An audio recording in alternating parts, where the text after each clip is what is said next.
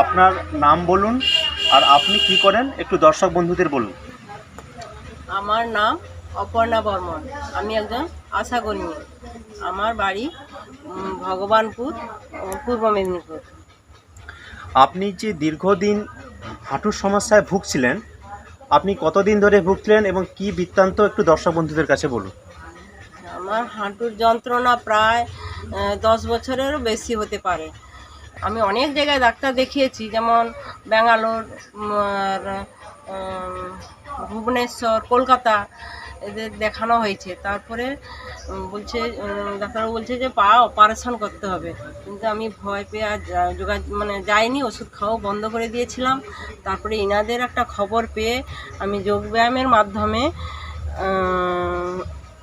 মোটামুটি প্র্যাকটিস করছি প্রায় 6 মাস মতো। তাতে আমার এখন আপাতত 3 ভাগ আমি সুস্থ আছি।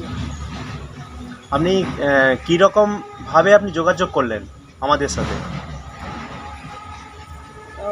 না, ওখানে আমার বোনের বাড়ি, আমার বোন আমাকে যোগাযোগ করিয়ে দিয়েছে যে আমাদের একজন বাড়ির পাশে যে আমার ভাই একজন যোগব্যায়ামের মাধ্যমে উনি নৌকা ক্লাস করে যোগাযোগ করতে বলছিলেন। এই যোগাযোগের মাধ্যমে ঢুকে খুব খুশি হয়েছি এবং আমি 3 ভাগ আমি এখন সুস্থ আছি। ঠিক আছে, এটা খুবই আনন্দের কথা।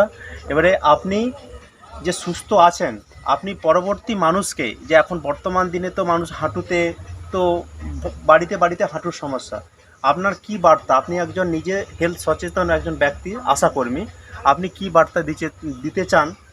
আপনি জাস্ট সংক্ষেপে একটু দর্শক বন্ধুদের বলুন।